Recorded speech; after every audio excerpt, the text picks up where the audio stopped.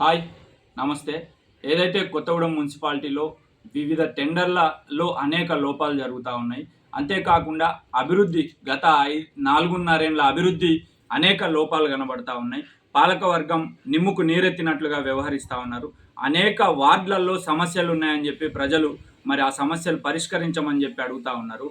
అంటే ఓవరాల్గా మున్సిపాలిటీ పరిస్థితి చూస్తే అధ్వాన్నంగా మారిపోతూ ఉన్నాయి. నిధులు లేవని చెప్పి పాలకవర్గం చెప్తా ఉంది, అధికారులు చెప్తా ఉన్నారు. కానీ లక్షల రూపాయల నిధులు పక్కదారికి వెళ్తున్నాయని చెప్పి అర్థమవుతా ఉంది.